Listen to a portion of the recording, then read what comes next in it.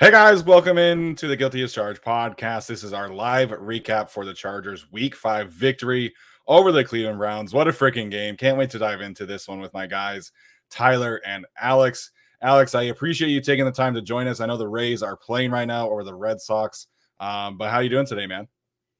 Yeah, I'm doing good. They're down in the series right now, so I could use this to take my mind off of everything and talk about the teams that won yesterday. So yeah, the Chargers got that win. It was great to see.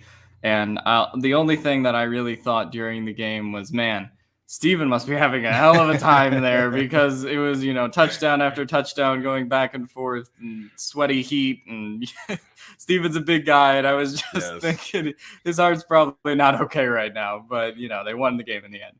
No, it was a crazy weekend for us. My wife and I celebrated our 4th anniversary this weekend, and so we had planned that we were going to do the Utah USC game and then Chargers Browns game for a while. And it was a great weekend of football, man. Couldn't have asked for it any better. The game yesterday was totally stressful, right? And Brandon Staley did not do me any favors. I get hardcore anxiety over stressful situations.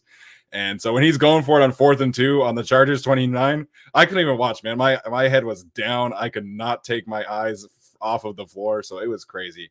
Got to meet some good people as well. We'll talk about all of that. And have to pass it to my guy, Tyler. How are you doing today, man? And update us on your grandpa, if you don't mind.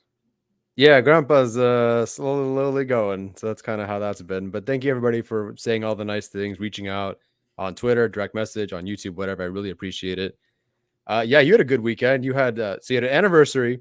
Utah beat USC, and the Chargers won, and they're like definitively atop the AFC. That's a pretty good weekend. Although I was worried, like Alex said, because you sent us a message before the game started, and you said, "Oh man, it's really hot on this side of the field." And I'm like, "Oh, like maybe you'll find some shade or whatever." But I can't imagine in a 47-42 game that you found any time to not sweat. I'm sure you spent $400 just on water bottles. So get those super chats in to reimburse Steven for all the water bottles he had to buy.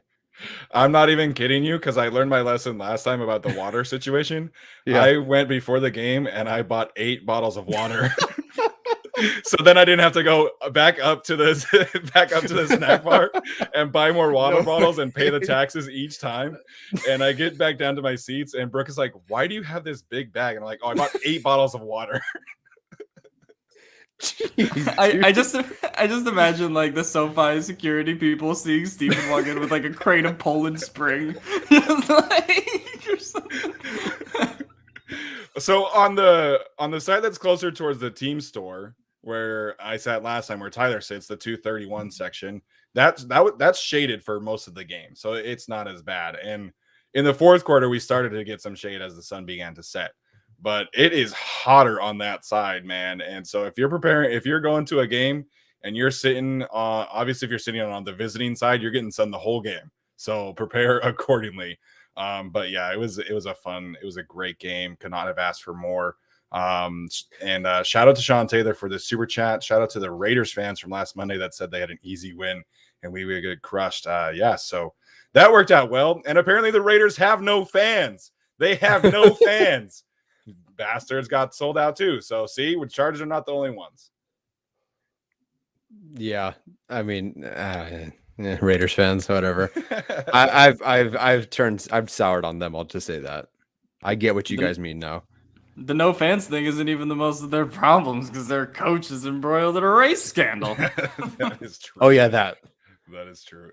Apparently, he might get suspended this week, so Gus Bradley is going to be the interim head coach for a week. And Raiders fans are excited, and I'm like, okay, that's the state of Raider Nation. But no, the thing I'll say about this before we really jump into the game is that the atmosphere yesterday at SoFi Stadium was incredible. Mm-hmm. And we kind of alluded to this, that we were hoping that this would be the first time that Chargers fans had the majority of the stadium, and we did. I felt like it was about 70% Chargers fans, 30% Browns fans, and Browns fans were mostly quiet outside of like a few key third downs in the 4th quarter, but it was loud in SoFi Stadium. And, I had a great time, participating in that. Obviously my voice is a little shot. My wife's voice is completely shot, and she had to go teach a classroom or 7 classrooms full of high school freshmen. So, she had a good day drinking tea throughout the whole day, but it was a great time. If you're on the fence about going to a game at SoFi Stadium this year, I highly encourage you jump off and go. Like if you're an out of state fan, if you live in San Diego, if you live in San Francisco, wherever you live, go. There's no excuse at this point. Tickets are pretty affordable. You know, even if you're sitting in the 400 or 500 section, the stadium is an awesome place to catch a game, and we can help you out with that thanks to our sponsor, TickPick. If you go use the code CHARGED10, that's CHARGED10, you get a $10 discount off of your first purchase. We had a couple people actually go and use that for this weekend. So if you're on the fence about going to a game, use our discount code at TickPick and go, because it is an insane place to catch a game. And the Chargers are rolling right now. So what better way to spend a Sunday? And we may be giving away tickets at some point. Yeah. More tickets. Ooh. Yeah. So I know that obviously not everybody can afford to make games. And so we specifically want to do some giveaways for some out-of-state fans, because I know that there are a lot of you who go to some of these away games, some of you who will be in Baltimore this weekend. But there's just really nothing like SoFi Stadium, in my opinion. So that being said, let's jump right into this week 5 recap. I've started the recaps off each of these past few times, so I'm going to let you guys start this one off. Tyler, we'll kick it off with you. What is your kind of biggest general takeaway from watching this game yesterday? Aside from the run defense and missed tackles, I will say that what stood out to me the most, because it's a win, I'll go with something positive. It's the way the Chargers are prepared to handle very difficult situations, whether that be 4th down or 2-point conversions. But for 4th down, for example, if you're only talking about the offensive plays and not the special teams throw to Campbell that where Renfro lit him up, the Chargers are a perfect 8 for 8 on 4th down the past 3 weeks. And they do it with a variety of players. So Allen, there's 2 pass interference plays, one to Guy and one to Williams, but you have Allen, Cook again, Eckler, Allen. But what impresses me the most is there's just no hesitation.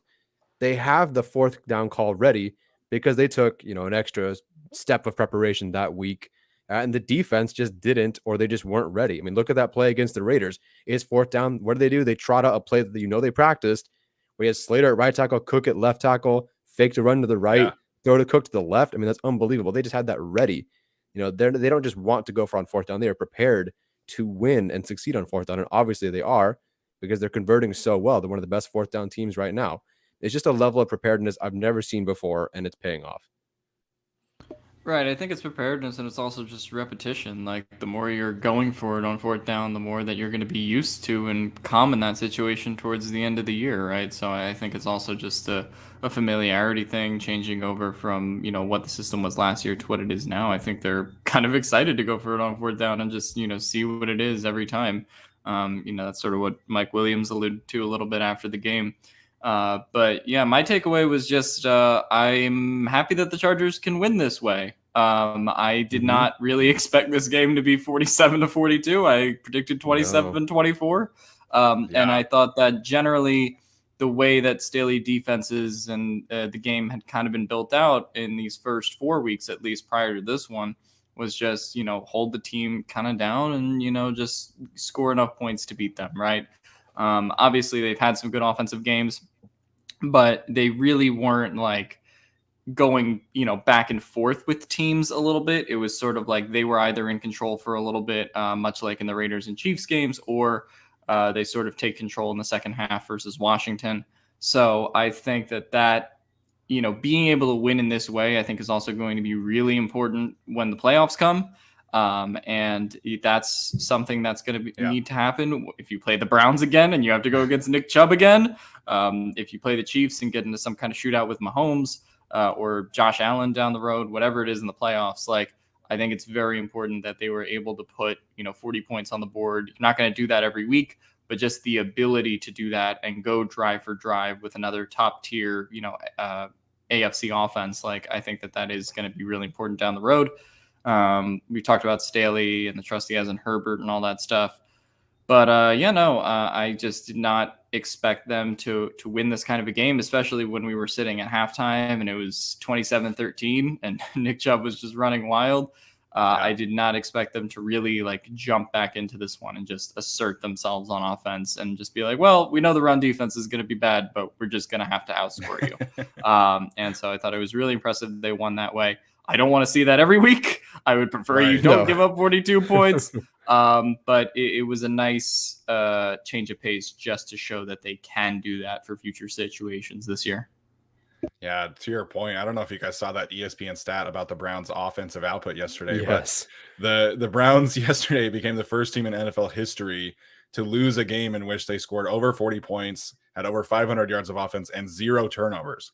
So the Chargers are usually on the opposite side of those kind of statistics, which has been really nice to listen to. And it's just been so much fun to watch Brandon Staley, push this identity. And he said it in the All-In episode, like third down isn't third down anymore. Third down is second down. So it's been an adjustment, right? Like each week I'm like, okay, like maybe he'll punt this one. Maybe he'll, kick the field goal here. And it's just like, nope. And, we were sitting there when it was like 35-28 and the Chargers had another fourth down, which ended up being that Keenan Allen over route. And everybody in my section was like, he's going to kick the field goal, right? Like he's going to take the points, right? And I'm like, no. This is a new day. This is a new day for the Chargers. Like he's going to be aggressive. And, this has been incredible to watch because he has that trust in Justin Herbert. And we saw on the opposite side what a coach who doesn't trust his quarterback looked like. And I don't want to turn this into a trash Baker Mayfield kind of thing, but the Browns have a chance to put this game away, up 42-41 after the Vizcaino missed PAT, which we will get into. And on 3rd and 10, they run a draw play. Yeah. Because they're trying to bleed the clock out as opposed to trusting Baker Mayfield to go down and make the plays. So it's just been incredible to watch. And that's my biggest takeaway is that Justin Herbert is an MVP candidate. He has arrived, and we've been seeing this build over the past few games. And he just put the team on his back in this game. And we've seen now that he does have that ability to, lead these fourth quarter comebacks. And I think we can all tell when a quarterback is taking that elite step in his development, when like regardless of how much time is on the clock, that this guy is going to go get us points. And, we all see it every single week with Aaron Rodgers when the San Francisco 49ers give him the ball back with 30 seconds left. That's too much time. When the Chargers get, score that touchdown with a minute 30 or whatever it was and Patrick Mahomes comes back out, that's too much time. Justin Herbert is at that level now, in my opinion, where if teams give the ball back to the Chargers with 35, 40 seconds left, I have all the confidence in the world that Justin Herbert is going to go and get these points. And to me, he has taken that a next step in becoming an elite player and has fully, cemented his status as an MVP candidate. Yeah, I will say maybe Kyler Murray has the edge, but I don't know how much longer because the schedule is only going to get easier for Herbert. Right. He's going to have those nice, my Bengals are okay, but the Jaguars, the Texans, the Giants, the Eagles, like those games are coming up, and he's already being an MVP candidate, facing very good teams. But the last 5 games, in the fourth quarter against the Washington football team, he took a touchdown to take the lead. Against Dallas Cowboys, he led that field goal drive to tie. Unfortunately, they never got the ball back. Against the Chiefs in the fourth quarter, again, a lead in the fourth quarter went for a touchdown. Against the Raiders, the only reason they didn't have to take a lead is because they already had the lead, but they still went and scored a touchdown in the fourth quarter anyway. And then last night, or what was it? What's today? Is today Monday? Anyway, yesterday. Yeah, so yesterday, he goes and again takes the Chargers to get a lead over the Browns. So a lead to tie, to lead, a touchdown to put the game away, and a lead again. I mean, just the guy, for everyone on Twitter, all the opposing fans who said Herbert just needs to win games. Herbert's a choker. He needs to win games. Here you go. Like people are running out of excuses or things to say about this guy. This guy is doing everything possible to win football games. Is it perfect? No, there were some mistakes throughout these games. Absolutely. But the guy just keeps fighting, keeps hitting. He's definitely an MVP candidate. I believe he will take that first place. First jock. Is he in the lead for odds, or is it Murray? I think it's Murray right now. Yeah. Okay. I'm just curious. Even if that's the case, I'm curious how the media will vote for someone like Murray versus Herbert. I just feel like people want to give Herbert that MVP versus. I mean, people love Murray, and I think Murray's deserving. But there's something about Herbert and the association with Staley and Los Angeles and everything, and him doing it in his second year. I don't know. I think even with Murray having sort of the betting favorite lead, I still think Herbert can win it. Yeah, I think Justin Herbert can win MVP. I mean, really at this point, it's just about being in the ball game. I mean, we have 12 games left to play. Like, so there's so much Yeah. that's still left to be decided, and guys that will fall down the MVP rankings, guys that will go up. I think the last time I checked it, it was that Murray and Josh Allen were actually tied at the top. And then you had Justin Herbert in there, and I think Brady and Dak were next in the odds. Personally, if I had to do top 3 and include Justin Herbert, I would actually go Kyler, then Brady, then Herbert in terms of an MVP ranking. But to me, that doesn't matter. Like, I think what Justin Herbert showed you in this game, regardless of which one you favor for MVP, is just, the ability to go get those points down the road and, just have full confidence every drive. Like, that's something that even with Herbert, as good as he was his rookie year, like, I didn't quite have that level of confidence in him to go down the field and do that just every drive in, 47, 42 game, so I think that's the main thing. Obviously can be a Pro Bowl candidate this year as well. I would expect him to make the Pro Bowl if he keeps up this level of play. I think that this is definitely an MVP possibility season. Wouldn't surprise me if he won it at all. I think he's going to be in contention. But more important than whether or not he wins it, because like Tyler said, it's a media award and the media will create whatever narratives they want. Right. I just think it's great to see him playing at this level. Yeah, and obviously, the Chargers have to keep winning, and Justin has to keep doing this, because last year we all heard after 8 weeks it was Russell Wilson's MVP to lose, and then the Seahawks, tanked the rest of the year, and Russ kind of sucked. So obviously you have to keep playing, right? And definitely have to give a shout out right now to Tyler's mom for the super sticker. As always, guys, if you do feel so inclined to use the super chat feature, it is enabled. You can ask us a question, and we'll be sure to answer it.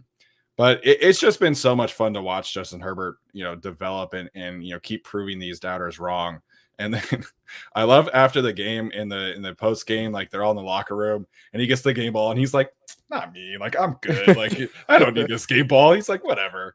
So it's just been so much fun to watch. Like, now we're seeing him too, like his personality come out a little bit more as well. Like he scores these touchdowns, gets really fired up, and so it's just been great to watch. And Brandon Staley trusts him with his full confidence, and Keenan Allen does all that stuff. So it's been, unreal to go from Philip Rivers to this version of Justin Herbert. And, I'm just like, it's crazy that we get to watch this guy play every single Sunday after having, such a borderline Hall of Fame kind of talent in Philip Rivers. So it's been fun for sure. We've sacrificed kickers for quarterbacks. Basically 100 times out of 100 though. Yes, absolutely. All right, let's talk really quickly about where the Chargers stand in the AFC right now. Obviously, they're atop the AFC at 4-1 because of their 2-0 division start. That's why they have the tiebreaker currently over the Buffalo Bills. The Chargers and Bills both have easy schedules coming up, and so I think it's a fair assessment right now to say that those two are the favorites, although I will never count out the Kansas City Chiefs, even though they have some problems. Not at all. So Alex, we'll start with you on this one. How do you see kind of the AFC hierarchy at this point, and where do the Chargers fit in?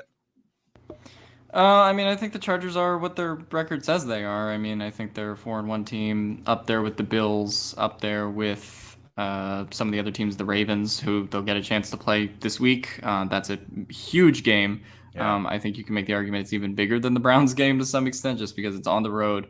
Could be an important tiebreaker down the road, especially, considering that only one of the Browns or Ravens will win that division. And then, one of them is going to be fighting for a wild card. So that could be a big game. So in terms of how I would do a hierarchy, I would probably put the Bills first right now. I think they're a little bit more well-rounded than the Chargers, but the Chargers are right up with them. And then I think you probably, if we're just talking about playoff seeds, you have the Titans in there. They have to be. And then probably, what's the other division I'm forgetting? The AFC South with the hot mess. No, I said the Titans. So it's the sorry. Titans, the Ravens. Oh, yeah, okay. Yeah, Titans, Ravens, Bills, and Chargers, right? Then I think as your wild card teams, you probably have like the Browns in there. And the Chiefs might be a wild card team, but they're probably going to be a really dangerous wild card team, and they could still come back and win the division. It wouldn't surprise me at all. They have another game against the Chargers. Never bet against Andy Reid and Patrick Mahomes in that way as well. But whatever way you put it, I think the Chargers are a top 3 team in the AFC. And that is just a really encouraging thing to see. Obviously, that's very health dependent. Like if they have a major injury, things could go back and forth. But I think that they'll probably still be a top 4 team in the AFC for the duration of the season, as long as they have Justin Herbert playing at this level, almost kind of regardless of the other injuries on the team. Not saying that applies to every player, but I think they can actually, afford to not be completely healthy if they have this level of Justin Herbert, because he just makes up for so many other potential deficiencies. Yeah, I mean, we saw that last year with rookie Justin Herbert and how many things he made up for. Like, who you throwing to? I don't know, but we're going to go win Offensive Rookie of the Year anyway. As far as the AFC picture goes, Chargers or Bills? I mean, the Bills did have a more definitive win over the Chiefs in Arrowhead, but I They don't really know. played anyone.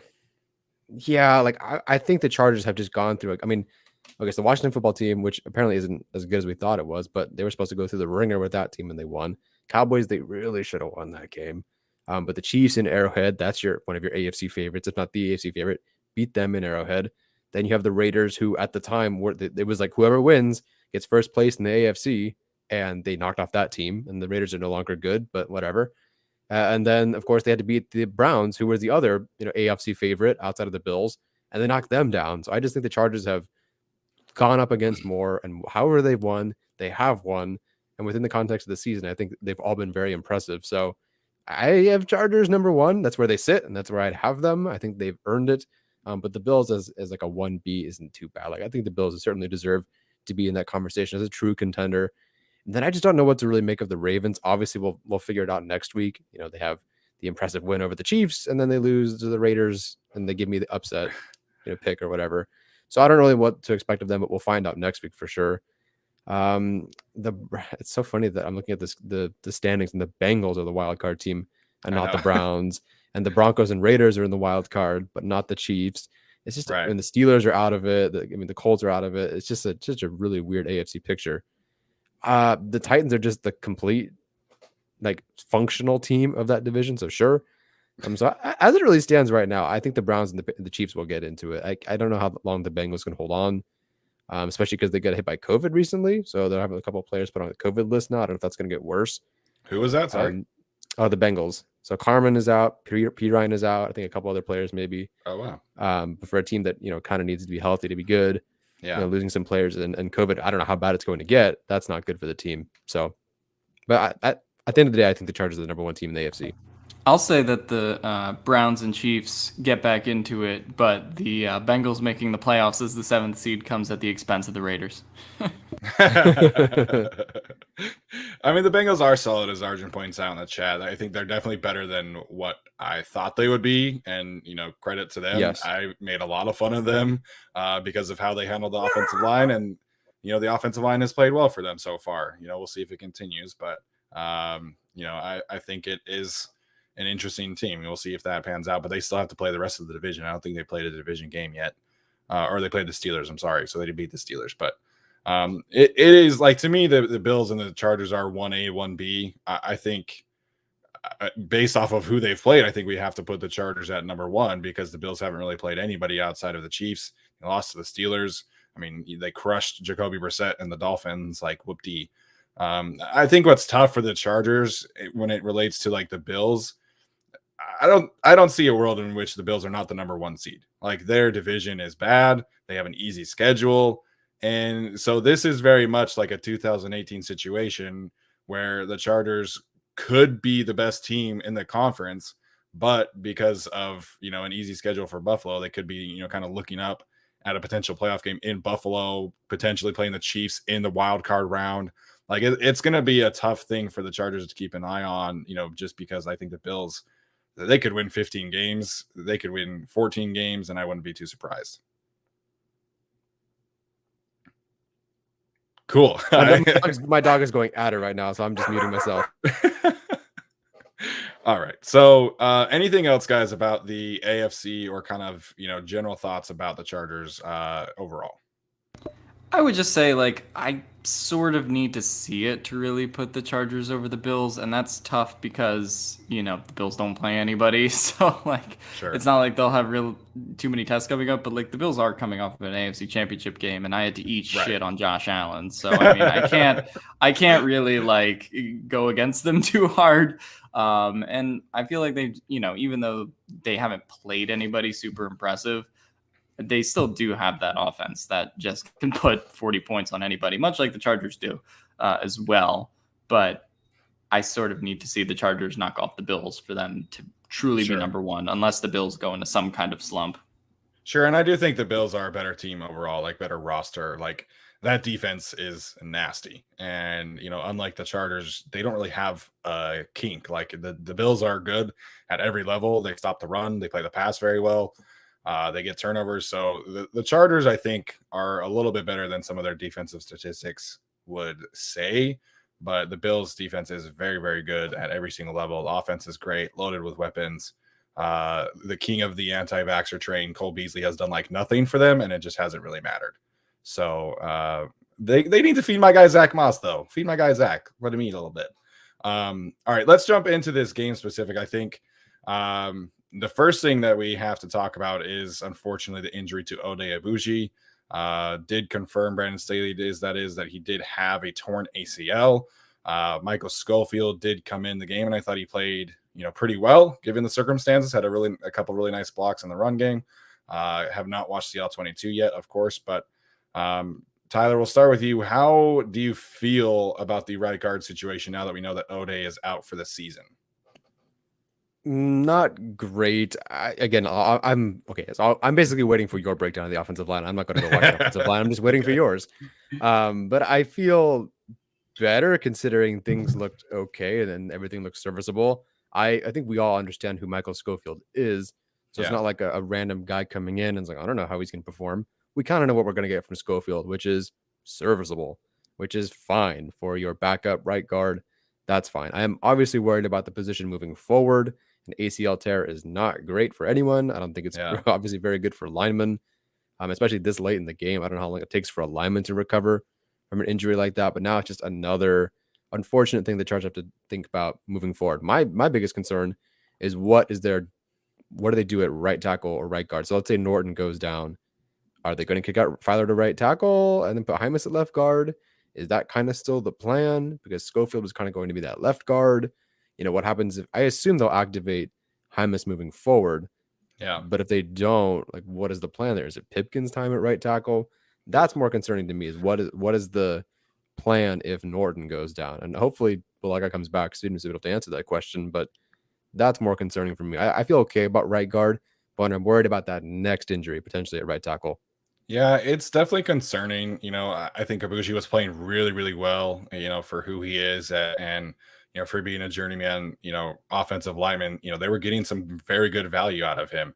So now you have Schofield coming in at right guard, as much as I personally wish it would be Brendan Hymas, just because I'm very high on him. But I totally understand the thought process of going with a veteran player. Schofield is a step back from Ode Abuji. I feel like that's safe to say at this point. It might be a minimal step back, but it is a step back. And so if anything happens to Norton at this point, I think you have to kick Filer out at right tackle, and then you kind of figure it out at left guard. I think that is the situation. They've taken Trey Pipkins from being the extra run blocker to not having a role at all because of Michael Schofield. So I would love to see Brendan Hymas get that role, get him some reps, get him some plays. But Brandon Staley said today that they don't think that Brendan Hymas is ready right now. They want to give him time to prepare. They want to give him time to, continue to develop. And he potentially said that they're going to look elsewhere for some guard help if they need it. There's not really a whole lot out there. There's like Forrest Lamp and Nick Easton. That's pretty much it unless you're trading for somebody. And teams aren't giving away quality offensive linemen these days. So I think for now, we'll see Schofield get the start. Hymas will be offensive lineman number 8, and they'll probably activate Ryan Hunter as offensive lineman number 9 and be that inactive on game day player. So it's definitely a hit, right? And we always knew that this could be a possibility, but I feel okay about Michael Schofield, similar to in the fact that I feel okay about Storm Norton. So I'm not panicking yet about the offensive line. The good news is that they have an elite center, they have an elite left tackle, they have a very, very good left guard, and I think they have a very smart coaching staff. So I feel okay about Schofield, but I'm definitely a little bit concerned about the depth now. Yeah, I'm concerned about the depth, and I think that they can do it without Ode Ibushi. I don't think the drop off between Ibushi and Schofield is necessarily huge. It is what it is. I think that Ibushi having time to play in that system kind of made him the better fit. Sure. But to me, I don't think there's a huge difference between them. Just like in terms of what I imagine like their blocking grades are.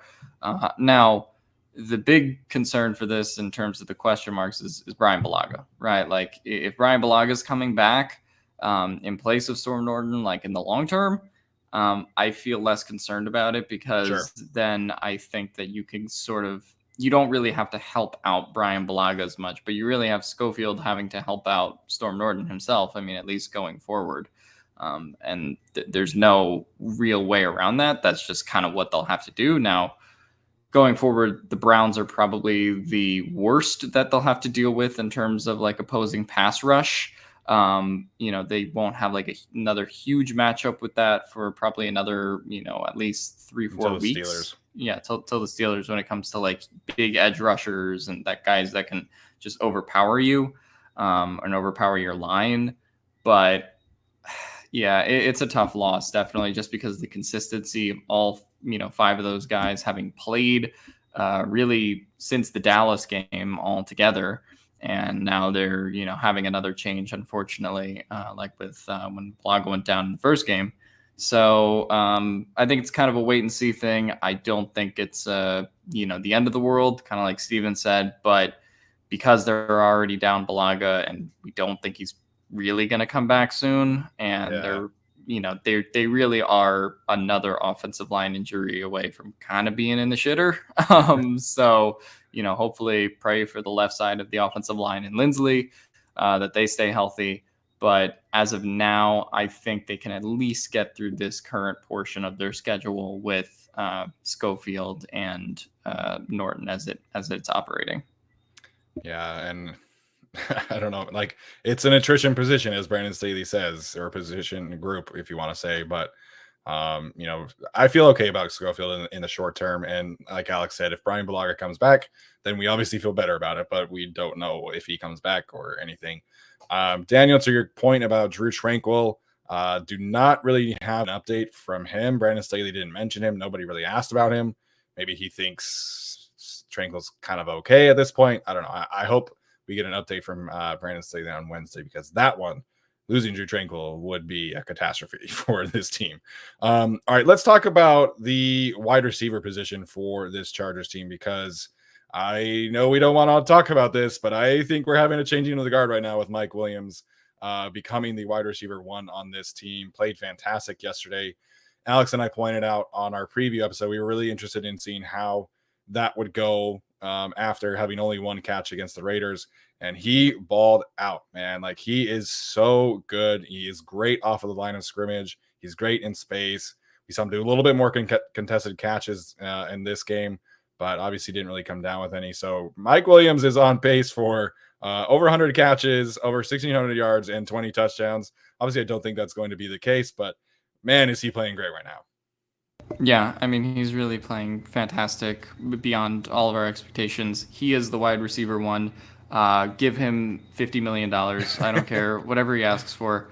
I've just been so impressed by his route running, in particular, like the last 2 weeks. Like, it's just been awesome to watch him like juke guys out of his shoes and the busted coverages. Like, it's just been great to see him just get wide open. And me and Arjun were actually talking about on the pregame, live Q&A, hey, are the Chargers due for that 50-yard touchdown? Are the Chargers, is it going to happen? And then it happened, so twice, both of those strikes to Mike Williams. So it was really nice to see him being the guy. A lot of people were talking about like, oh, Jalen Guyton has to be the guy to go get that 50-yard touchdown based off of what we saw last year. But Mike Williams' route running has improved. And if you get him alone or get him in space, like, it's just hard to get quarterbacks that can catch up to him, especially with the state of the Cleveland secondary and what it was, and Denzel Ward, not being able to do what he can do. Plus, they have Greedy Williams. Unfortunately, poor guy had to cover Mike Williams all day, and that's not fun. I just thought, Mike Williams is just the best.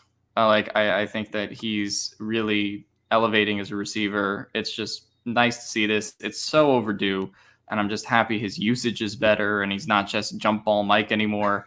Just getting hospital balls thrown at him into triple coverage. I'm just happy that era is over, and we get to see what first round pick Mike Williams looks like, because this is something really special. Obviously, having Justin Herbert has boosted him, but more than anything, I think this is a guy who is gonna be a top 15, if not top 10 receiver at some point going forward. It's a big time praise there. Mike Williams, it's especially against the Chiefs, watching him again be a slant boy, which none of us predicted. No, I mean, we heard it, we thought about it. Everyone calls Mike Thomas that slant boy, but I never thought that Mike Williams would be that guy. Here we are, and that's what he can do. But he's winning so well with those slants that he can hit again against the Chiefs, the slant, and go to win, because you have to respect what he can do on the inside now. I still hesitate to call him the wide receiver one over Keenan Allen. Maybe that's because, it's because of Keenan Allen's Keenan Allen, I guess. Even though the targets are there, I think they're using him like he is their featured receiver. I don't know. It's hard to explain. Go for it, Alex. No. I totally see what you're saying. To me, wide receiver one doesn't mean I would rank him over Keenan Allen right now. Of course not. But I mean, in terms of his usage and the routes that he's running, he is wide receiver one. That is the featured role that they have him in. And we'll see how high he climbs the wide receiver rankings next year, but I don't foresee a world in which he's so much better than Keenan Allen, more so than his usage is kind of more useful, I guess, than Keenan Allen. Obviously, Keenan Allen will still be super important, and he has the game that will age well for years, just with his style of route running and all that. Does have to correct the drops, though, but I think that will come in time. But no, I mean, for me, it's just the usage and the fact that he can run a slant route, because they never did that for 4 years since he was drafted. And the fact that we're finding out that he does have a pretty diverse route running tree after all, and they've been working on that. So that to me is the kind of stuff that makes him wide receiver one, in addition to the fact that he's 6'5" and it's just this monster to cover on the boundary. You just see these guys kind of slumping to try to get over him, that poor Raiders quarterback the other week who was all over him, and he still just found a way to catch that ball. That's just the kind of thing that Mike Williams does now. I don't think wide receiver one is so much a statement that he's better than Keenan Allen, as much as it is, this is his breakout year, and this is how he's going to be used in this offense. And as much as we question Joe Lombardi, he wasn't bullshitting. He's the wide receiver one. No, not at all. I'm shocked at how this turned out like this. But again, you take one coaching staff who does things one way, and all of a sudden they can just transform a player. And it's been incredible. They get in the ball with intention. He can win with this intermediate, everything deep, and he can win with his body. I feel like the game against the Browns is more like a classic Mike Williams sort of thing, where he's just winning because he's huge and he can kind of box guys out. There are some throws that Justin Herbert's attempting where I'm pretty sure Keenan Allen, Jalen Guyton, all these guys, maybe even Jared Cook, Parham, they don't make those catches. But he's just so much bigger. Herbert will throw it before Williams is turned around, and Williams is just okay, well, I'll get it for you. Don't worry about it. He just absorbs it. Although I was surprised to see that, at least for Pro Football Focus, that Keenan Allen only has one more drop than Mike Williams. That was kind of surprising to me. I would have guessed it were more than that. A lot. That's a lot. Keenan Allen has only, I think, 2 drops last year, and I think 6 drops the year before. So 5 through 5 games is not good. But I was kind of surprised that Williams only had 1 fewer drop, because I feel like we're talking about the Keenan Allen drops more than the Mike Williams drops. But it's only a difference of 1. Well, I feel like that one is relative to what we expect out of Keenan. And we're so used to just seeing him catch, he'll catch everything, right? And so I think, that could be a difference of how we differentiate a drop versus how PFF or whoever is grading and charting that game does. But you could tell that Keenan was frustrated after 1 drop. Then he caught a pass for a first down, and he like he threw the ball down and like didn't celebrate. He kind of just like went back to the huddle. Like you could tell that he was mad at himself. And I think that's what matters. And it is an interesting dynamic, like getting kind of back to it. But I do think it is kind of a 1A, 1B situation. Justin Jefferson, Adam Thielen, Amari Cooper, CeeDee Lamb, whatever you want to call it. But Keenan Allen's the one that they go to on fourth down. Like Keenan Allen is the one they go to in the clutch for the most part outside of the Kansas City game that we've seen. But I do think Justin Herbert and this offense will be able to support both. But obviously they both have to stay healthy. And if we get to the end of the season, I think Williams is going to have a better season at this point because Keenan Allen, he's not getting the yards, he's not getting the touchdowns. And so I think that's kind of where we're seeing the difference right now, in my opinion. Yeah, and I think the biggest thing is we could talk about like which one will have the bigger impact and which one will have the better stats by the end of the season. But like, I honestly don't care, like, because it's, to me, it's more about, are you above replaceability and are you doing your job, right? Because to me, that was the whole conversation with Mike Williams prior to the season was, all right, is he going to prove that he's worth that contract? Or can you go get a receiver in the draft that's cheaper? Can you go get somebody else that's cheaper, right? Much like what the Chargers did with Jared Cook and Hunter Henry, right? Where it's like, okay, well, this production's nice, but I can go get it somewhere else. And Mike Williams is proving beyond a shadow of a doubt that, no, you can't replace me with someone better because I'm a top 15 guy. That's just really awesome to see going forward. So to me, maybe the season ends up being Mike having 1,500 yards. God, I can't believe I'm saying that. And Keenan having 1,000 or whatever it might be. But as long as the offense is working, I think the Chargers have really identified themselves as a pick your poison type team, which is, okay, well, if you're going to double cover Mike and Keenan this game, then it's going to be Austin Eckler and the tight ends feasting on you. And if you cover the tight ends well, then it's going to be this, right? So, like, I think not that the Chargers don't care about stats. Like, everybody cares about their own stats. But I think that they're sort of an unselfish offense and will just go to whatever's working and whatever's open at the time. Yeah, and it's just been like they have so many weapons at this point. Donald Parham and other teams is probably a tight end one, is probably getting 5, 6, 7 targets a game, and he gets 1 or 2 a game. All he does is score touchdowns or get first downs. It's been incredible. Last thing I'll say about Mike Williams, his career high in catches so far is 49, and he has 31 right now. And given his current pace, he will surpass his career high in catches in 3 games. So it's been a crazy season for Mike Williams.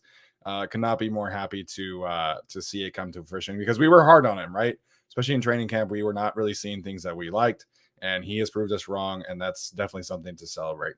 Let's move on to another receiver because there's an interesting dynamic that happened in this game where Jalen Guyton was back catching punts. And it was with KJ Hill, like they were both back there, but Jalen Guyton was back there and catching punts. So what the hell is KJ Hill doing on this roster if Jalen Guyton's catching punts at this point? I'm so confused by that decision. I'm also confused by the Joshua Kelly, Larry Roundtree decision. Those 2 things in particular, I think, merit some ranting and confusion because I did not understand those at all today or yesterday. Not that Darius Swinton is actually on the hot seat, but on my personal imaginary hot seat, that's where Darius Swinton sits. Because, I don't know, the special teams is bad, man. Like, I don't know what they're doing on punt returns, on kick returns. They just start every drive at the 15 because Larry Roundtree takes kicks out. Like, it's really tough to watch, and I don't know what they were doing. As far as Jalen Guyton, I actually thought he had a pretty cool game. He had that clutch catch, no drops, only 2 catches for 30 yards. But, like, that's what he needed to do, and that's what the game called for. So credit to him for bouncing back from what had been kind of a rough previous few weeks for him. But, yeah, the special teams is just, I don't know. And then you have Vizcaino, who we'll talk about later. But, I don't know what they were doing with Hill and really Guyton both there, and I'm just like, what's the point? Just put Guyton as punt returner. He would probably be faster and probably is a better fielder anyway. So at this point, I don't know. The special teams is just, it's really hard to watch, and I hope it's something they fix coming out of the bye week.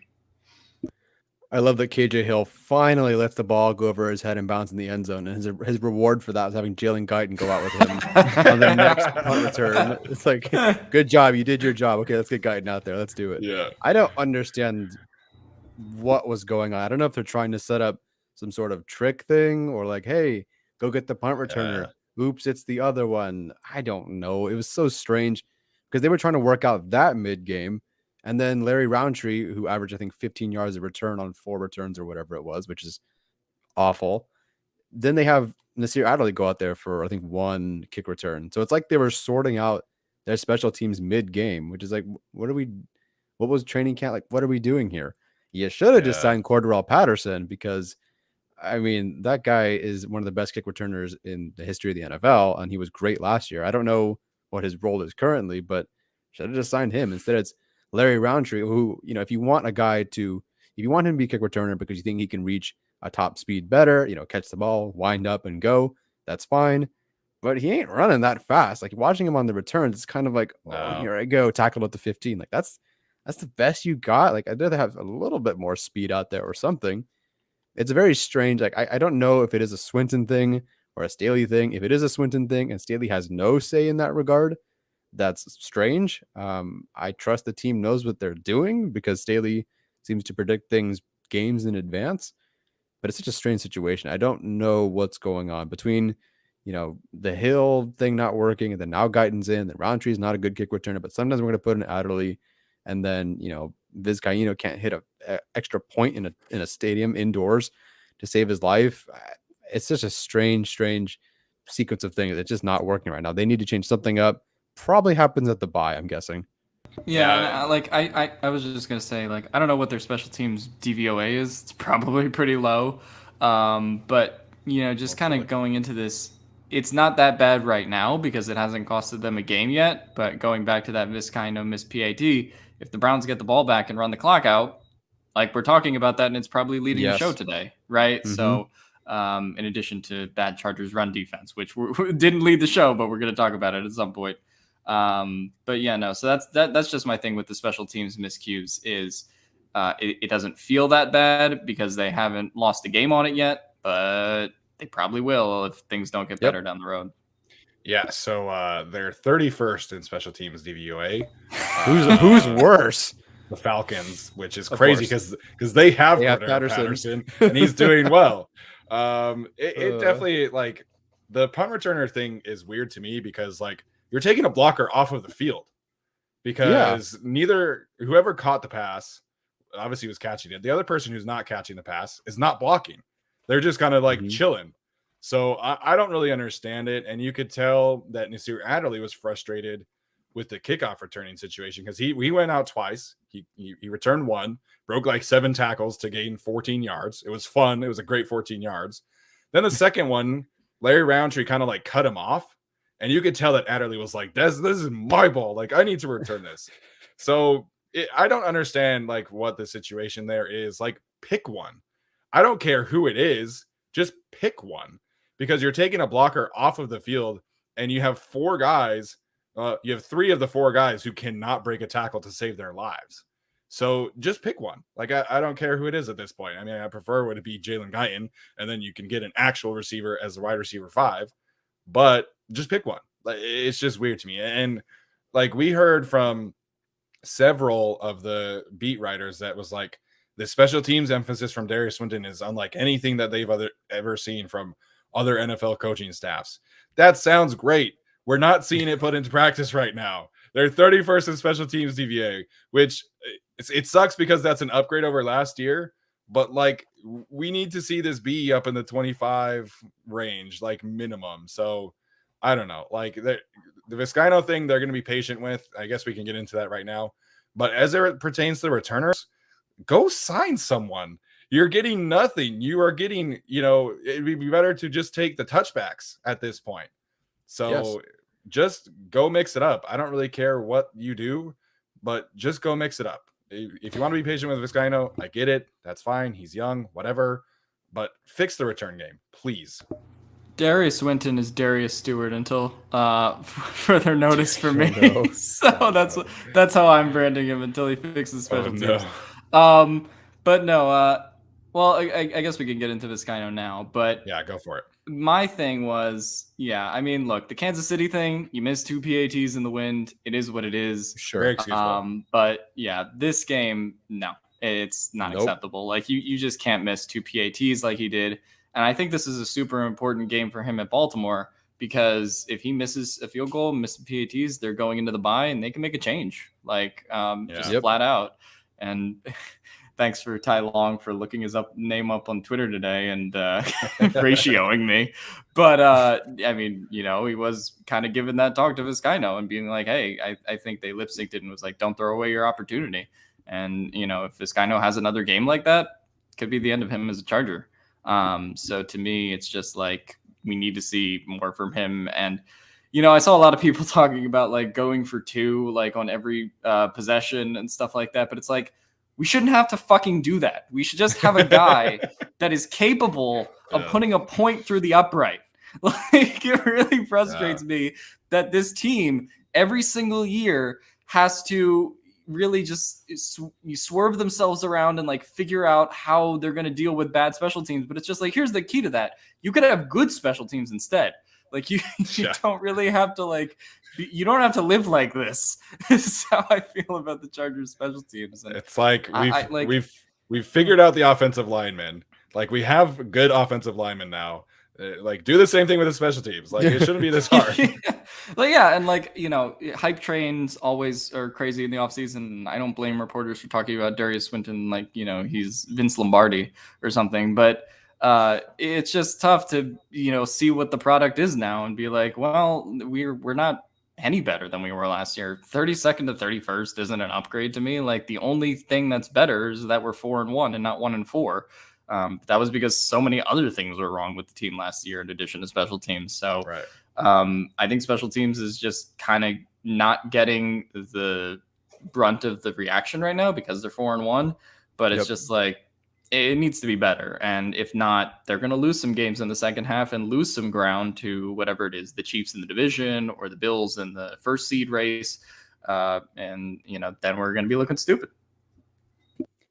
Yeah, Tristan Vizcaino is so bad that we asked Nick Novak, or I talked to Nick Novak about coming on the show, and I was waiting for an opportunity for him to be good, for Vizcaino to be good to come on the show, because that's who Nick Novak was working with him, and he's not on the show yet. So that's kind of tells you how Vizcaino has been doing, because we're still waiting for that good performance, and I haven't hit up Nick again because I was kind of waiting for him, like, all right, let's talk about your client, but 2 missed extra points in an indoor stadium. In an indoor stadium, and they were bad misses. Like, it's not like he kicked it like straight at the pole and it was like a doink. Like, I would understand that. Like, that happens. Yes. But that shit was like 7 yards to the left, bro. And like, I watched the broadcast today because I didn't notice this. They were kicking PATs on the opposite side.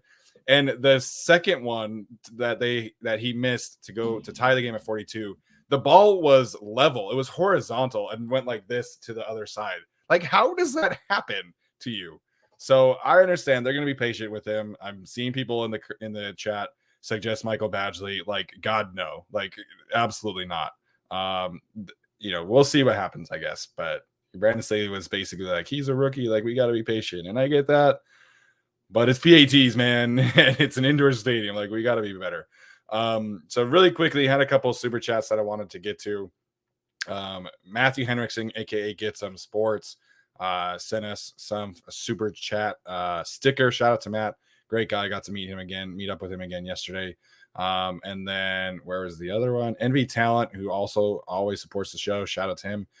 He wants to know really quickly about picking up Marlon Mack. Obviously, he's not having a role with the Colts because Jonathan Taylor and Naheem Hines are very good. And, Marlon Mack is kind of in kind of wait and see mode right now with his role.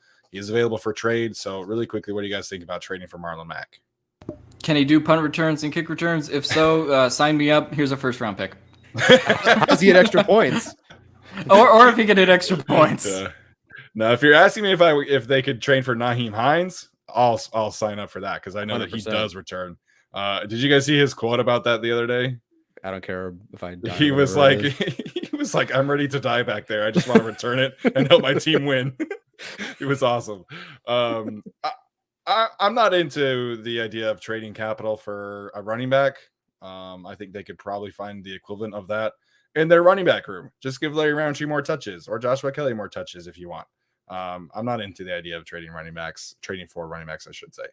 There are definitely some other trades that I think the Chargers should make, but definitely not a running back. So, all right, let's I wanted to be positive today. We've ranted about the special teams. We'll continue to be positive in a minute, but we have to talk about this run defense Oh my because God. the Chargers missed 18 tackles yesterday. 18 in a game. They had missed 26 in the previous 4 games combined, and they missed 18 yesterday. And Nasir Adderley, who I have been very high on and have declared him the breakout star of the Chargers defense, he missed 5 himself, a couple of which directly led to touchdowns. So this is a concern. And I think it's fair that we talk about this, right? Because at this point, we're talking about the Chargers as potentially being the best team in the AFC. We're talking about them being a potential Super Bowl contender. I see the super chat from Pedro talking about a trade for a defensive lineman to help the run defense. But this is a problem. They're back to being 32nd in the league in rush yards allowed per game. And eventually it's going to come back to bite them in the ass like it did against the Cowboys. I know there were other things, right, that contributed to that loss. But the Cowboys and the Browns are 2 very good rushing teams. They'll play other good rushing teams down the road. And it probably will bite them in the ass again down the road. So I'm concerned about the run defense for sure. Join the club. I've been concerned about the run defense for 50 years, it feels like. I don't know. It's just, this is the post-Justin Jones world, and Kenneth Murray's not coming back, at least for another 3 weeks either. He wasn't playing that well to begin with, so these are the guys that they got. Lindvall Joseph looks kind of cooked. And so, he's not going to be back next year. But I thought he played well yesterday, personally. I don't think he played that well. He had that one good run stop, but other than that, I just don't feel like he was around as much as he should have been. I thought he played pretty well against the Raiders. Kind of my dud of the game, to be honest. We'll get to that. But I just don't feel like there's anybody that's very assertive. Like Christian Covington, fine. Like Lindvall Joseph has been okay. But like they have Jerry Tillery, who sort of disappeared again. And so, for me, it's just like they don't have anyone that really scares you to stand up in the run game. And that's what you need in the interior line. Now they're winning all these games, and that's going to be the thing that people tout going forward. But it's like eventually there's going to be like a 200-yard game that kills you. I don't know how to really say that, but I mean, it did kind of against the Cowboys, even though they had a chance to win that at the end of the game still. Running the ball, Staley's general philosophy is, like we've talked about, he's much more comfortable giving you 10 yards on the ground than he is 10 yards in the air or 10 plus yards in the air, just because that prevents that big play. But yeah, I think Chubb and Hunt just tired out the defense yesterday, and then when they were ready to go, they were ready to go. And then you see that Chubb break that 52-yard touchdown. Thanks for the fantasy points, by the way. So it was good that we got the Chargers win and Chubb fantasy points. But no, I just feel like this is what it's going to be for the rest of the year.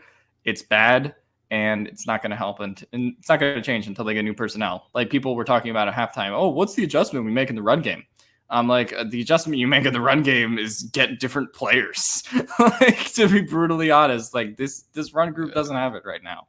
I don't think there's different defensive shifts or something creative you can do. This is just how it's going to be. And some weeks it'll be worse. Like obviously the Browns have an elite run game when it comes to Kareem Hunt and Nick Chubb. And you're not going to be going against them every week, but this is going to bite them in the ass at some point, whether it's the playoffs or whatever. And again, like we said, if Vizcaino misses that PAT and they don't get the ball back, we're talking about the run defense, first thing today. Yeah, I visited my dying grandfather, and the run defense was still the worst thing I saw this whole weekend. It was.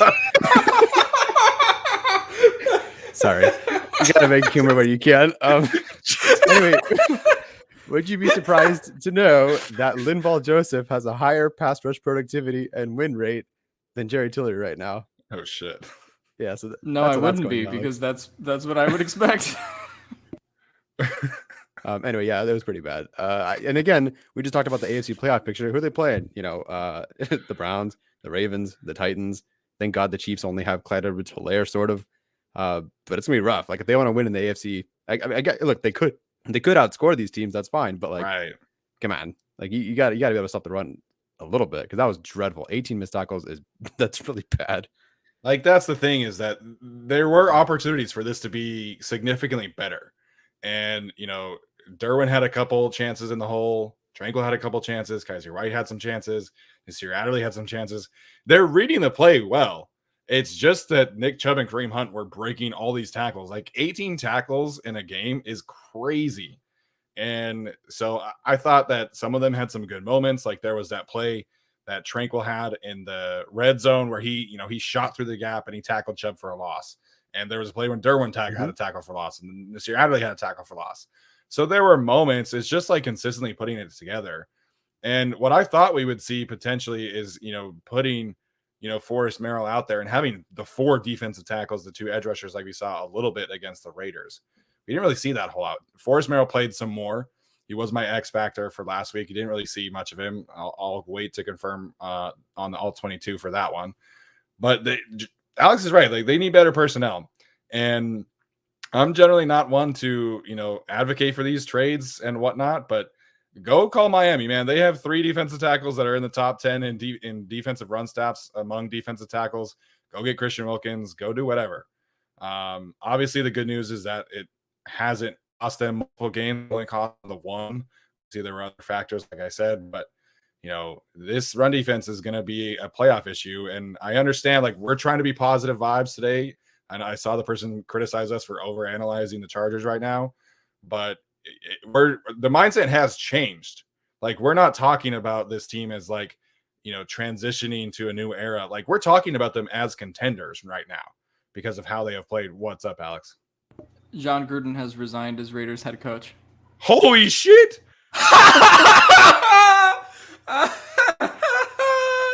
What?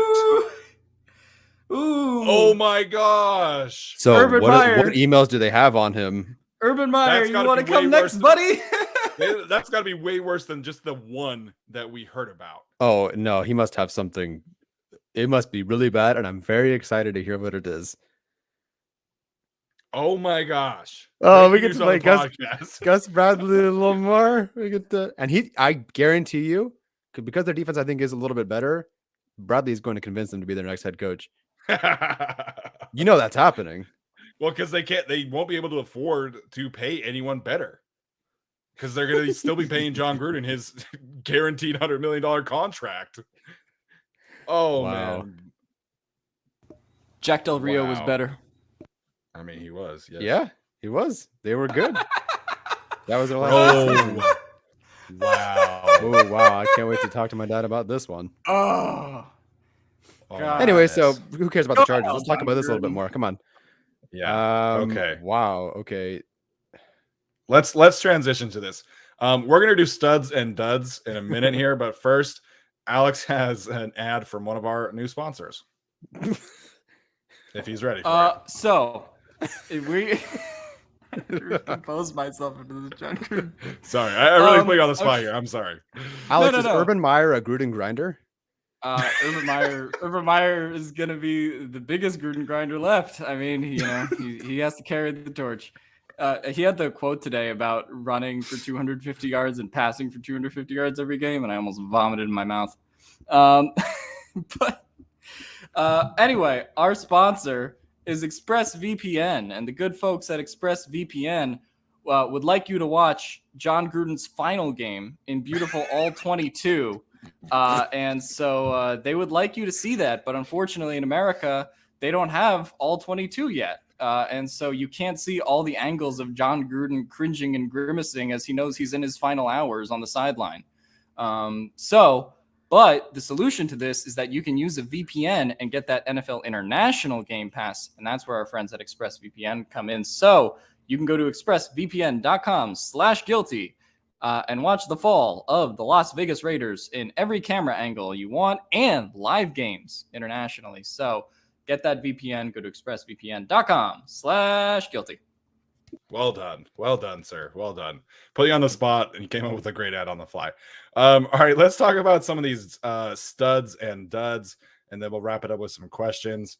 Let's start with studs. Obviously, I think I know where Tyler is going to go here. We obviously talked about Mike Williams and Justin Herbert quite a bit. I'll let you start, Tyler. I think I know where you're going to go with this one, but I'll let you start. So who's your stud of the day? Hold on. Can you hear me? Yeah, we can hear you fine. Oh, thank goodness. Okay, I lost the StreamYard streams. I wasn't sure if I was still on mute. My stud is going to be Austin Eckler. I could go a couple ways. Obviously, Justin Herbert is he's the stud, but I'm going to go with Austin Eckler with 119 yards, 3 touchdowns, including that game winner, which technically was given an assist. So funny, but he did, which is amazing. But again, with another week, another game, Austin Eckler, game on the line. They're running left with Austin Eckler, just putting the game away. There is no doubt in my, even though the stat line says 3.9 yards per carry, there's no doubt in my mind that the other running backs, any other running back on this team, would have done far worse, because Austin Eckler, I'm surprised he only has 2 missed tackles or 2 forced missed tackles on the day, because it looked like he was making everybody miss, getting 1 more yard, 2 more yards, everything that seemed to be hit behind the line of scrimmage, another 3 yard. He got another 3 yards out of it. He was just grinding away. Excellent in the big spurts, of course, but even in those small moments where he only got 1 or 2 yards, it was better than the -1 or 0 that they would have gotten with another running back. To me, I think he's been the best player the last 2 weeks on this team. I just think on a per play basis, obviously the effect is not the same or as strong as someone like Justin Herbert or maybe a Derwin James, but I do think he's been the best player for sure. He was awesome, man. And we gave we gave a whole segment to Mike Williams. We probably could have done the same thing for Austin Eckler, dominating the snap count. And he himself is on pace for a 17 game stretch. That's, crazy for Austin Eckler. So I think that's absolutely a good call. I'm going to take the paper. Of course, I'm going to go with the offensive lineman. I'm going with Rashawn Slater.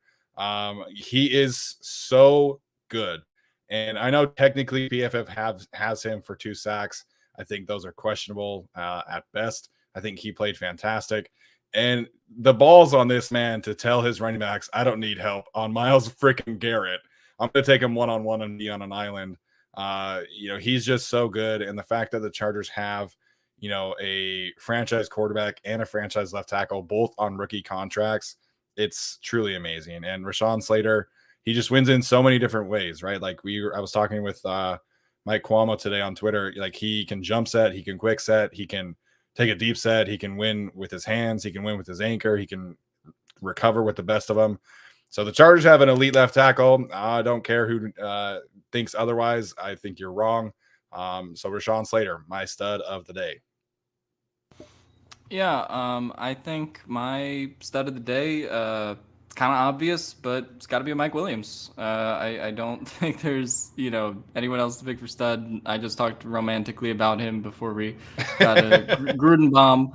I did not expect this to happen for him this season. I was, open to the idea of letting him walk and putting Josh Palmer there, but he's kind of like my favorite player on the Chargers now.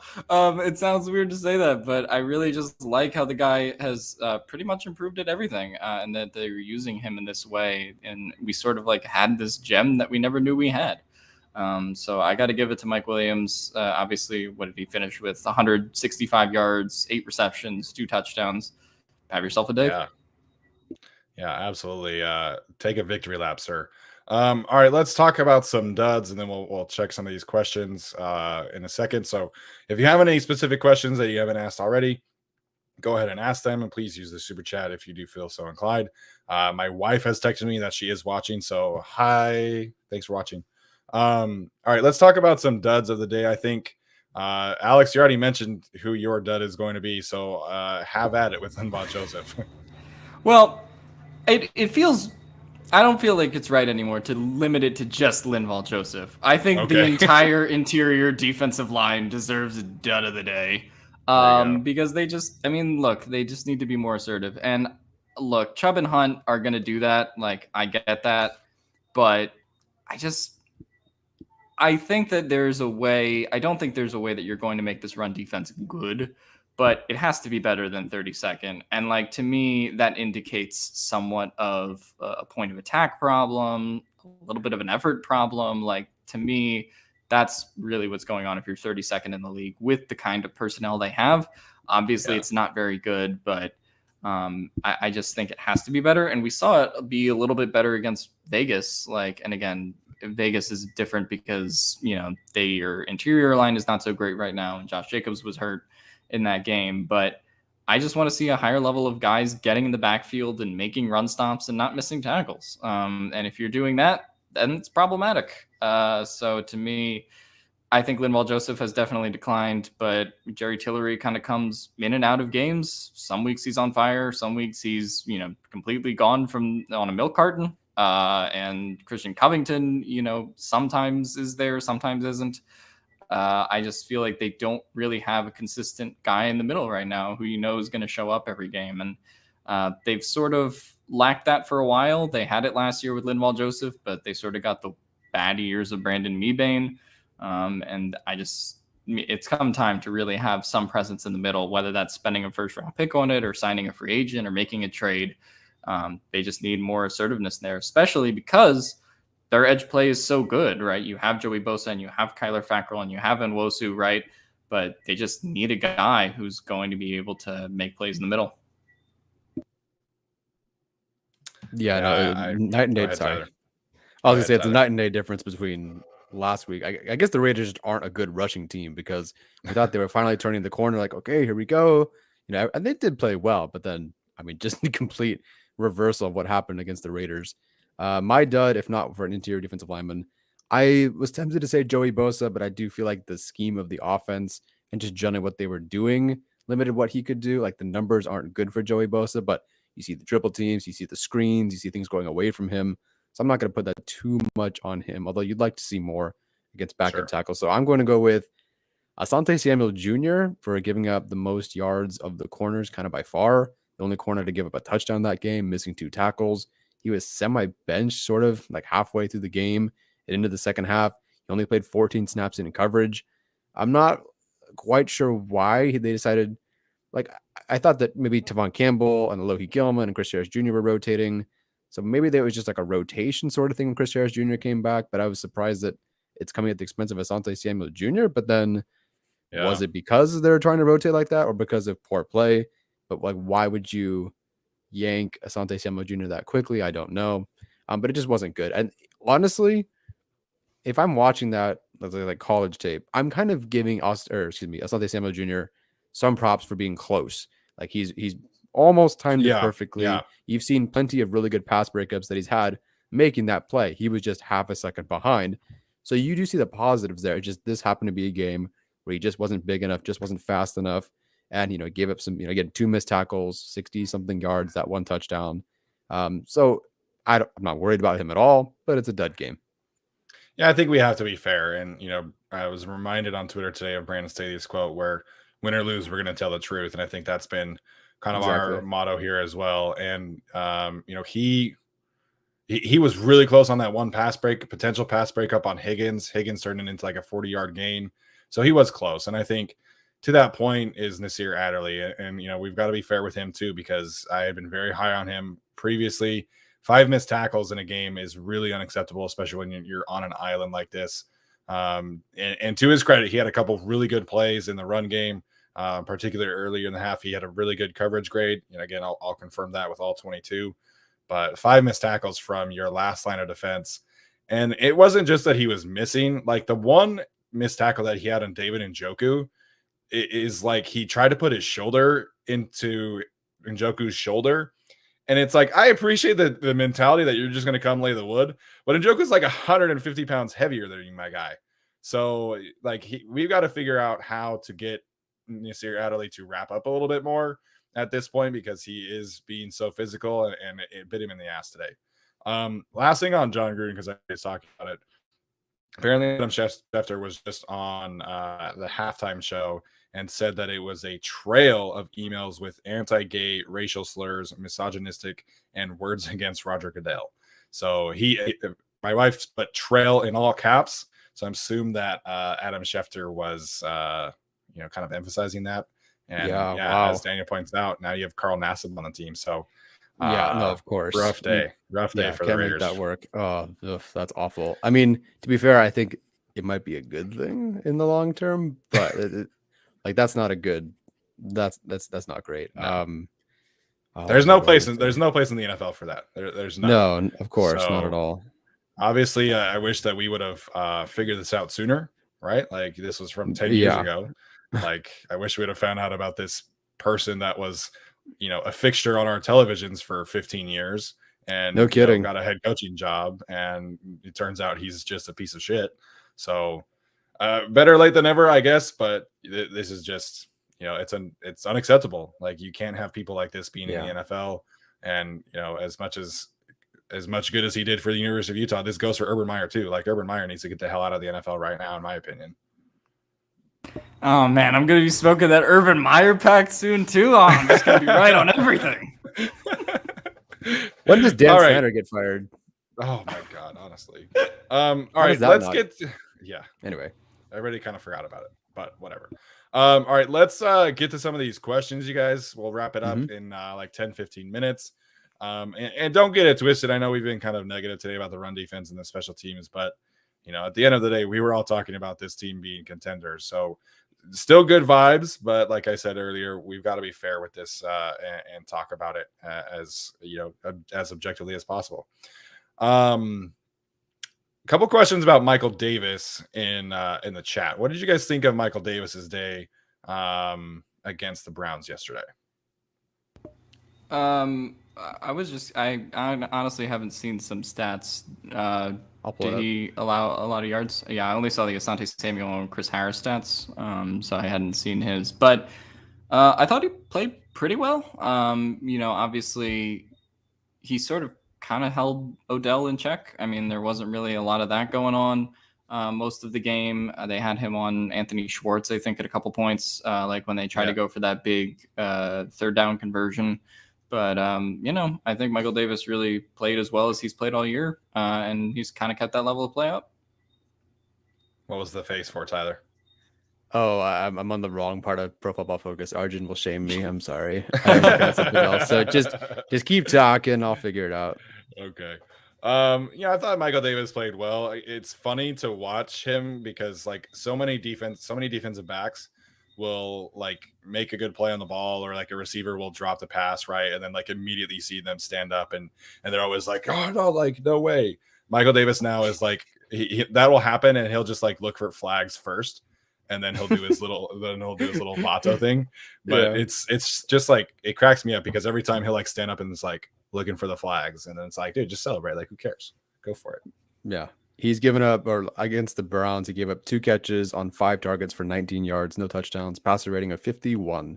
There we go. So I'll have to watch, but it seems like it was good. I mean, he's been solid all year, in my opinion. He's had a little, tough moments here against Travis Kelce or Darren Waller, but I think the Chargers have a very solid, he's their CB1, right? But like, in terms of overall, I think he is a solid CB2 candidate, and he's played well so far.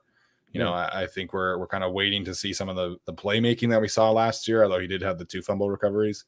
But I think he's been solid so far. I'm sorry, I'm just still distracted. I saw an old Raider Cody tweet that said, is John Gruden going to coach his entire 10-year contract with the Raiders? Vote here. And I just quote tweeted him, and I said, I think the answer is no. Well done. And that's an interesting question. Shout out to the super chat here from, I want to say Skylar. I hope I'm saying that wrong. Right, Skylar Hobson.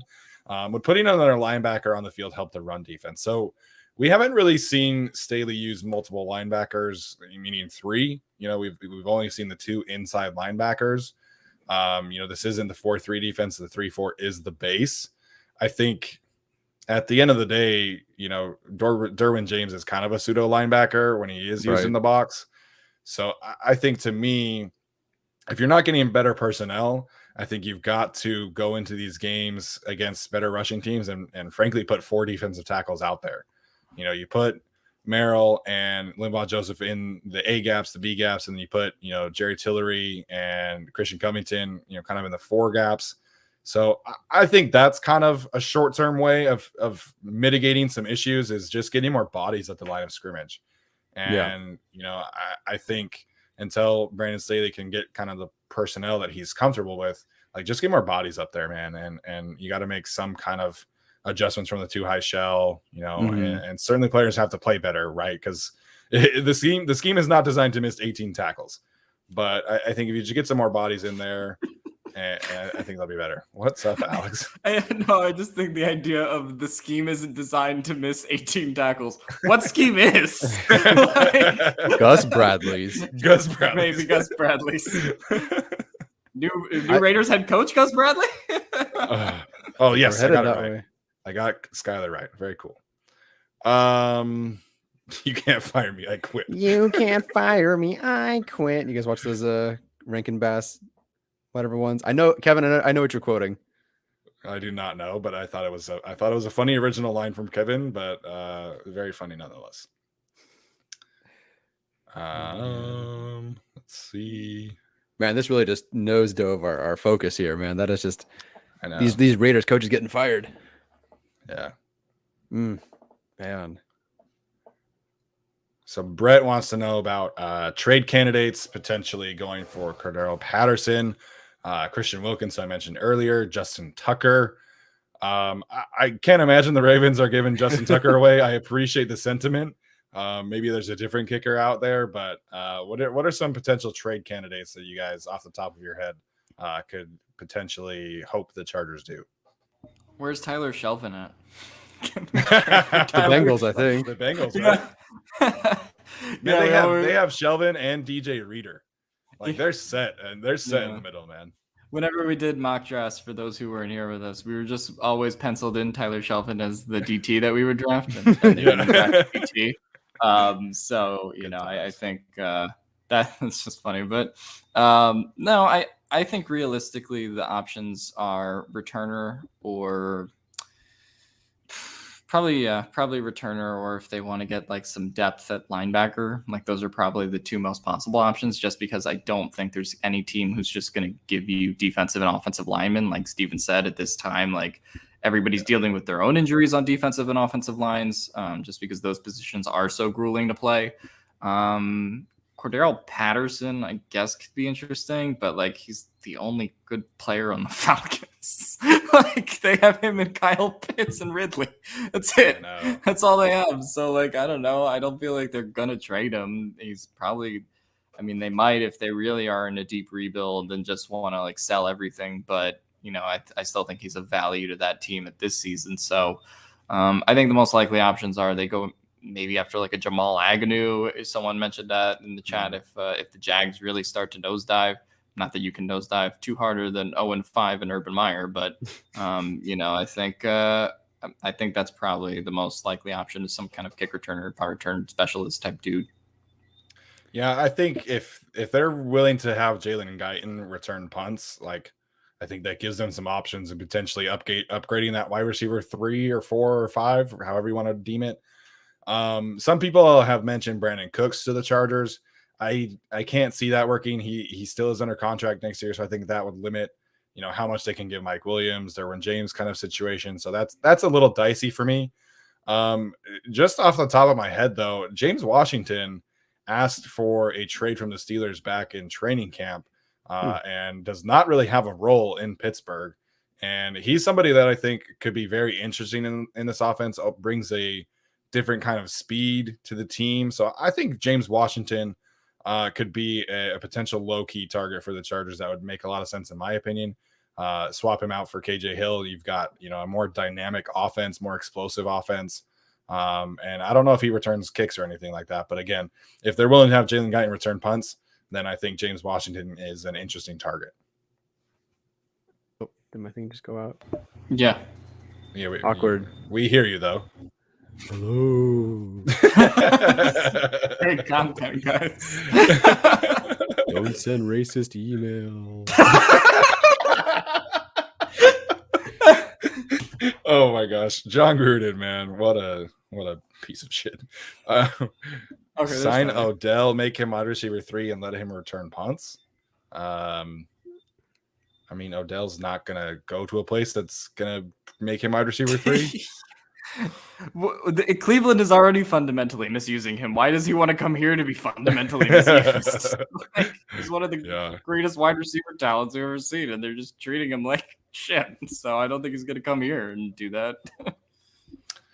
Yeah. Other than that, I think, like I mentioned on Twitter today, Christian Wilkins, Dexter Lawrence, I think those make some sense. Micah Anderson, I did not read the Ringer article about Justin Herbert. I don't know if either of you two did, but I will go check that out after we hop off of this stream. No, I don't read. I don't agree. Where is Agnew at? I forget. He's in Jaguars? Jacksonville. He had that big kick return that Oh, Gus was Johnson he the called. kick? Was he the kick six? Yeah. Okay, very cool. The only good play of the Jaguars in recent memory. Okay. All right. Sorry, I was about Alex. Oh, we're about to wrap up. Yeah, you can bug Alex and then we'll wrap up. Oh, you can. Okay, Alex. How's the Eagles' interior defensive line looking? And is there an opportunity for the Chargers to take someone from there? Because you guys had a good rotation, I thought, and you drafted some guys. Yeah, that's funny. Someone just asked about Fletcher Cox in the chat. That's funny. That's what inspired the trading Fletcher Cox. Fletcher Cox is like the best player on the Eagles still. Like he's not they're not trading Fletcher Cox. Well, the thing is, like, people have not been thrilled with like his sack numbers and stuff, but like he's getting double teamed all the time. Like he's the Eagles equivalent of what Aaron Donald and previously Chris Jones were before he moved to the edge. That's the kind of disruption he is. And like, to be fair to Fletcher Cox, he's opened the field for Javon Hargrave to lead the NFL in sacks for defensive tackle. And he's having the season he is. So I don't really think there's a guy they'd be looking to trade from here. To be honest, like I think they would be buying, if anything, to try to fix their secondary, because that's been the problem this year on defense, particularly their safeties and linebackers are just poo-poo. But yeah, they sort of have a similar, linebacker problem, I would say, considering to what the Chargers have right now, especially if Drew Tranquil's out. But yeah, well, I don't think they're going to trade any of their defensive tackles, no. An interesting thought for sure. Geno Atkins still unsigned. So I think that's potentially a health issue. I remember there being some injury problems last year. Mm-hmm. So I don't know. All right, let's wrap this show up. Been a lot of fun making fun of John Gruden, talking about Justin Herbert's MVP campaign. Tyler, what are your final thoughts of the day? That I'm happy the Chargers are 4-1, even though I picked them to win every game except the Chiefs game. I'm still surprised they're 4-1. Like I thought that they could win this. I certainly didn't think that they'd win the way they did. I picked them to win 23-21. Couldn't have been further from that, 47-42. But I'm happy that they're showing that they can win like this. Brandon Staley is the front runner, and I do think he will win Coach of the Year. And Justin Herbert is a couple of games away from being the MVP front runner as well. So very exciting times to have both the coach and the player, win two of the best, most prestigious awards. And Rashawn Slater, I'm going to end with a hot take then. I think if Rashawn Slater performs very, very well the rest of the year at a potentially all-pro level, and again, all-pro level, I will say that he is more deserving this year of an Offensive Rookie of the Year award than Justin Herbert last year. Ooh. Wow. Now I'm going to watch Steven have to disagree with me. Or will he? I'll talk about that in my offensive line breakdown this week. I'm thankful to be a Chargers fan. I'm happy to have a coach. I think just having a coach is a really good concept. So, I'm happy for Brandon Staley going for it on every fourth down, being the coach that we always needed. And, don't set up secret email servers or whatever. That's the only thing you can't do here. But, no, I'm really happy for the Chargers. In all seriousness, this is the start we've been looking for. It's their best start in like 7 years. At 4-1. Then that was the second Mike McCoy season where everything fell apart after they were number one in the power rankings. But I think it's just fun to see this team ball out, even with all the problems that we described, special teams, run defense. They're still 4-1, and you can't argue with the results on that level. And so I think that this team can only get better, and I think that that's going to be the fun thing to watch just going forward. So. Really happy for the team. And Urban Meyer, you're next. Well done, Alex. Well done. I knew you had to get that in there somewhere. That's the crazy thing. I think that Alex is spot on here is like they're exceeding expectations at this point. 4-1 is better than, we had hoped. And we were expecting potentially, 3-3 heading into the bye, and they could be 5-1 and then head into the soft spot of their schedule. So super excited about where this team is heading. Cannot thank Brandon Staley enough for the kind of presence that he's bringing to this team. And it's just been, so much fun to watch. And I can't wait to see how he addresses some of the issues, right? Because this team is winning at a very high level. They're playing great in some parts, but that there's some things that they need to clean up. And I think he will be able to do that after the bye week. So can't thank you guys enough for tuning in. This has been a super fun and a very eventful live stream. Love breaking news on the podcast as always. Thank you, Tyler and Alex, for joining me. And thank you guys for tuning in. As always, leave us a rating or review if you're listening to this on the audio version. Like and subscribe to the channel and comment, as always, your thoughts. And stay tuned for the rest of the stuff that we do this week. And we'll see you on Friday. I gotta go delete some emails.